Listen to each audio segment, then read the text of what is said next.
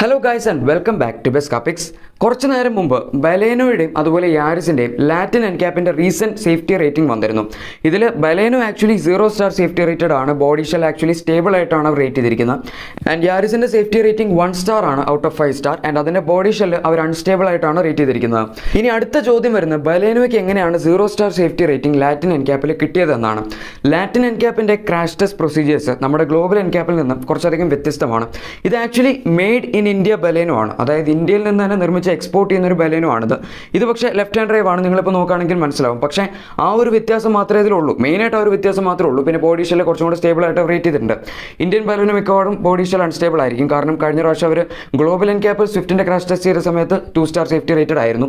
And അതിൻ്റെ body shell actually unstable ആയിരുന്നു. അപ്പോൾ ഈ വാഹനത്തിനെയും സ്വാഭാവികമായും ഗ്ലോബൽ എൻകാപ്പിൽ ക്രാഷ് ടെസ്റ്റ് ചെയ്യുകയാണെങ്കിൽ ബോഡി സ്റ്റേബിൾ അൺസ്റ്റേബിൾ തന്നെ ആയിരിക്കും. അതുകൊണ്ട് സ്ട്രക്ചറിൻ്റെ കാര്യത്തിൽ കുറച്ചുകൂടെ മാറ്റങ്ങൾ അവർ വരുത്തിയിട്ടുണ്ട് എന്ന് പറയാം എക്സ്പോർട്ട് മോഡൽ.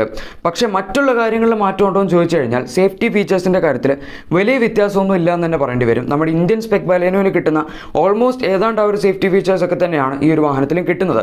ഇനി നിങ്ങൾ മനസ്സിലാക്കേണ്ട അടുത്ത കാര്യം, ഇത് ഗ്ലോബൽ എൻകാപ്പ് ആണ് ലാറ്റിൻ എൻകാപ്പിന് വേണ്ടി ക്രാഷ് ടെസ്റ്റ് ചെയ്തിരിക്കുന്നത്.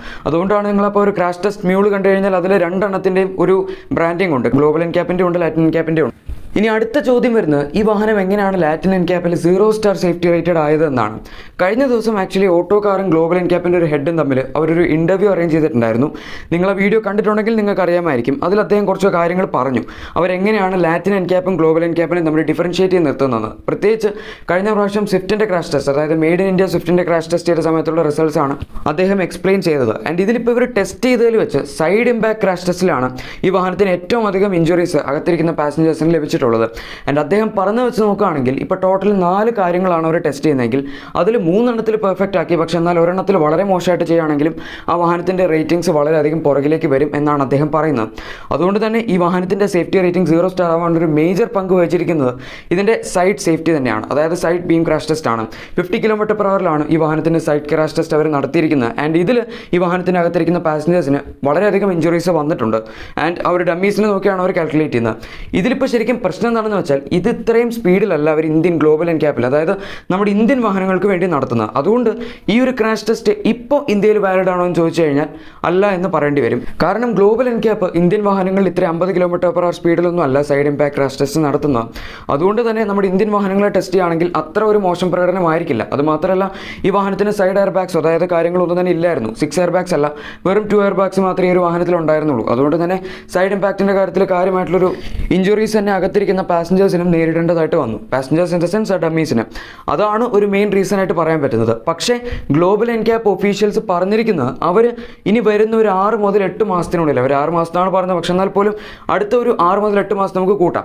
ആ ഒരു സമയത്തിനുള്ളിൽ ഇന്ത്യൻ വാഹനങ്ങൾക്ക് കൂടി ഇത്രയും സ്പീഡിൽ സൈഡ് ഇമ്പാക്ട് ക്രാഷ് ടെസ്റ്റ് അവർ നടത്തും എന്നാണ് അവർ പറയുന്നത്. അതവരങ്ങനെ നടത്തുകയാണെങ്കിൽ തീർച്ചയായും ഇപ്പോൾ 5 സ്റ്റാർ സേഫ്റ്റി റേറ്റിംഗ് കിട്ടിയിരിക്കുന്ന പല വാഹനങ്ങളും മുട്ടുകുത്തേണ്ട അവസ്ഥ വരാൻ സാധ്യതയുണ്ട്. ആൻഡ് ശരിക്കും നമ്മളിപ്പോഴത്തെ കണ്ടീഷൻസ് എടുത്ത് നോക്കുകയാണെങ്കിൽ അവർ പറയുന്നത് 4 വർഷം വരെ മാത്രമേ ഒരു ക്രാഷ് ടെസ്റ്റ് റേറ്റിംഗ് വാലിഡ് ആയിരിക്കുള്ളൂ. അതായത് ക്രാഷ് ടെസ്റ്റ് റേറ്റിംഗ് വാലിഡ് ആയിരിക്കും, പക്ഷേ കമ്പനിക്ക് 4 വർഷത്തിൽ കൂടുതൽ അത് മാർക്കറ്റ് ചെയ്യാൻ പറ്റില്ല. മാർക്കറ്റ് ചെയ്യുകയാണെങ്കിൽ അത് അവരുടെ പോളിസി വയലേഷനായിട്ട് തന്നെ അവർ കാൽക്കുലേറ്റ് ചെയ്യുള്ളൂ. അതിനുവേണ്ട നെസസറി ആക്ഷൻസ് അവർ ഏറ്റെടുക്കും. ആൻഡ് ഇതിപ്പം അവർ പറഞ്ഞപ്പോൾ എനിക്ക് ഓർമ്മ വന്നൊരു കാര്യമാണ്. Nexon actually 2017 Tata crash test ചെയ്ത്. ഇതിപ്പോൾ 2021 ആയി. അതായത് ഏകദേശം 4 വർഷം കഴിഞ്ഞു. അതായത് ഇനി അവർ നെക്സോണിൻ്റെ crash test rating 5 star rated എന്ന് പറഞ്ഞ് മാർക്കറ്റ് ചെയ്യുകയാണെങ്കിൽ മിക്കവാറും അത് ഒരു ഔട്ട്ഡേറ്റഡ് റേറ്റിംഗ് ആയിട്ട് തന്നെ കൺസിഡർ ചെയ്യേണ്ടി വരും. അതുകൊണ്ട് എനിക്ക് തോന്നുന്നത് എന്താണെന്ന് വെച്ചാൽ വൈകാതെ തന്നെ നെക്സോണിൻ്റെ ഒരു പുതിയ ക്രാഷ് ടെസ്റ്റ് റിസൾട്ട്സ് വരുമായിരിക്കും എന്നാണ്. കാരണം ടാറ്റയ്ക്ക് എന്തായാലും സേഫ്റ്റി റേറ്റിംഗ് മാർക്കറ്റ് ചെയ്തിരിക്കാൻ പറ്റില്ല. കാരണം അവരുടെ ഒരു മെയിൻ സംഭവം മാർക്കറ്റ് ചെയ്യാനുള്ളത് തന്നെ സേഫ്റ്റി റേറ്റിംഗ് ആണ്. അപ്പോൾ അതുകൂടെ മാർക്കറ്റ് ചെയ്യാൻ പറ്റാതിരുന്നു കഴിഞ്ഞാൽ പിന്നെ ടാറ്റ മൊത്തം പണിയായി പോകും. അപ്പോൾ അതുകൊണ്ട് മിക്കവാറും നെക്സോണിൻ്റെ ഒരു സേഫ്റ്റി റേറ്റിംഗ് അടുത്ത് തന്നെ മിക്കവാറും അവർ ക്രാഷ് ടെസ്റ്റിന് കൊടുക്കാൻ സാധ്യതയുണ്ടെന്നാണ് എനിക്ക് തോന്നുന്നത്. അതുപോലെ തന്നെ നമ്മൾ ഗ്ലോബൽ എൻകാപ്പ് ആക്ച്വലി പെഡസ്ട്രിയൻ പ്രൊട്ടക്ഷനും കാര്യങ്ങളും ഒന്നും തന്നെ ടെസ്റ്റ് ചെയ്യാറില്ല. പക്ഷേ അതേസമയം ലാറ്റിൻ എൻകാപ്പ് ക്രാഷ് ടെസ്റ്റിന് പെഡസ്ട്രിയൻ പ്രൊട്ടക്ഷനും കാര്യങ്ങളും എല്ലാം തന്നെ അവർ ടെസ്റ്റ് ചെയ്യാറുണ്ട്. ഇനി അതുപോലെ തന്നെ യാരിസിൻ്റെ കേസ് എടുക്കുകയാണെങ്കിൽ യാരിസ് ആക്ച്വലി ലാറ്റിൻ എൻകാപ്പിൽ ക്രാഷ് ടെസ്റ്റ് ചെയ്തതിൽ വെച്ച് ആദ്യത്തെ ടൊയോട്ടോ വാഹനമാണ് വെറും 1 സ്റ്റാർ സേഫ്റ്റി റേറ്റഡ് ആവാനായിട്ട്. 2021 നടത്തിയ പുതിയ ക്രാഷ് ടെസ്റ്റ് ആണിത്. ആ വാഹനത്തിലും 2 എയർ ബാഗ്സ് മാത്രമേ ഉണ്ടായിരുന്നുള്ളൂ. ആക്ച്വലി യാരിസിൽ 4 എയർ ബാഗ്സും 7 എയർ ബാഗ്സും ഒക്കെ ഉള്ള മോഡൽസ് ഉണ്ട്. പക്ഷേ അവർ ടെസ്റ്റ് ചെയ്ത് 2 എയർ ബാഗ്സ് ഉള്ള മോഡലാണ്. അതിപ്പോൾ ടിപ്പിക്കൽ നമ്മുടെ എൻക്യാപ്സിൻ്റെ ഫാഷനാണ്. കാരണം അവരൊരിക്കലും ടോപ്പ് മോഡൽസ് അല്ലെങ്കിൽ ഓപ്ഷണൽ വേരിയൻസ് ആയിട്ടൊക്കെയാണ് കൊടുക്കുന്നതെങ്കിൽ അതൊന്നും ടെസ്റ്റ് ചെയ്യില്ല.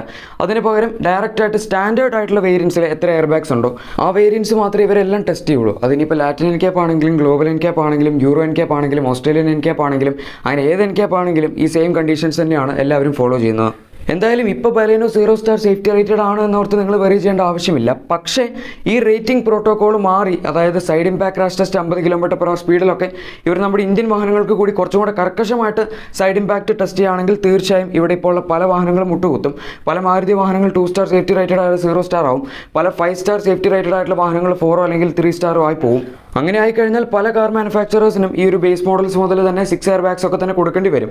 അങ്ങനെ വരികയാണെങ്കിൽ ഒരു മെയിൻ അഡ്വാൻറ്റേജ് എന്താണെന്ന് വെച്ചാൽ മിക്കവാറും ടാറ്റ മോട്ടോഴ്സ് ബേസ് മോഡൽ മുതൽ തന്നെ 6 എയർ ബാഗ്സ് ഒക്കെ കൊടുത്തു തുടങ്ങും. അങ്ങനെ എങ്ങാനും നടന്നാൽ അതെന്തായാലും ഒരു വളരെ ബ്രില്യൻ്റ് ആയിട്ടുള്ള ഒരു മൂവ് തന്നെയായിരിക്കും from Tata Motors. Anyway guys, നമ്മുടെ ഇന്നത്തെ വീഡിയോ എല്ലാവർക്കും ഇഷ്ടപ്പെട്ട് കാണും എന്ന് തന്നെ വിചാരിക്കുന്നു. വീഡിയോ ഇഷ്ടപ്പെട്ടെങ്കിൽ മറക്കാതെ തന്നെ ലൈക്ക് ചെയ്തേക്കാം.